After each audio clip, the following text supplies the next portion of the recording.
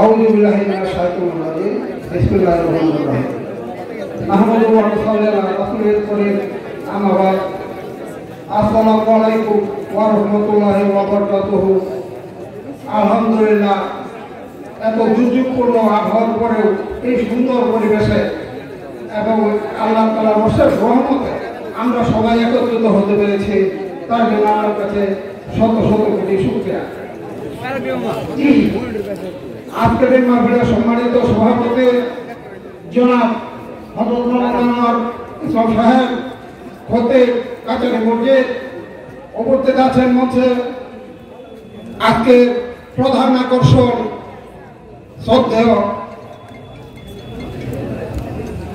আল্লামা আব্দুল্লাহ আল আমিন সাহেব, উপস্থিত আছেন ওলামায়ে কেরাম বৃন্দ এবং আমার সম্মুখে সম্মানিত উপস্থিতি এবং যারা আমার কথা শুনছেন সবাইকে জানাই নকলা বড় মসজিদ হাফিজিয়া মাদ্রাসা নুরানিয়া মাদ্রাসার পক্ষ থেকে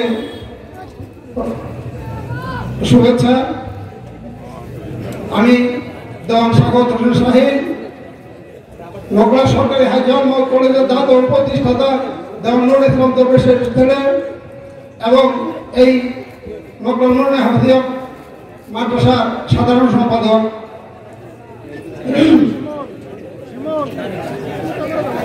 আমি যখন আজ থেকে 1 বছর আগে এই মাদ্রাসার কমিটিতে সাধারণ সম্পাদক হিসেবে দায়িত্বপ্রাপ্ত হই, তখন এই মাদ্রাসার অবস্থা খুবই শোচনীয় ছিল। মাত্র একজন শিক্ষক এবং 4 জন ছাত্র ছিল। এখানে গরু বাঁধা থাকতো, মাদ্রাসার ফিল্ডে মানুষ ধান শুকাতো।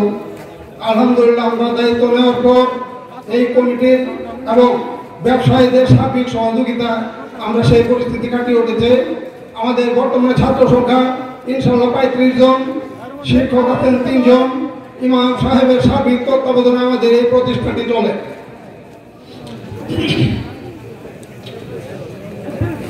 যাই হোক, বড় অনেক ভালো বক্তব্য দিবেন, আমাদের ভালো ভালো বক্তারা আছেন। আমি শুধু একটি কথাই বলতে চাই যে ওয়াজ হলো উপদেশ, পরামর্শ বা নসিহত করা। যিনি ওয়াজ করেন তাকে ওয়াজ বা বক্তা বলে। পবিত্র কোরআন নিজেই একটা ওয়াজ। কেউ নবী হযরত মুহাম্মদ সাল্লাল্লাহু আলাইহি ওয়াসাল্লাম বলেছেন যে কোরআন মেনে চলে সে তার প্রতিদান পাবে, যে কোরআন থেকে বিচার করে সে সত্য বিচার করে, যে কোরআনের দিকে ডাকে সে সত্য পথে ডাকে। ওয়াজের মাধ্যমে সমাজের ধর্মের অপব্যাখ্যা, অপশিক্ষা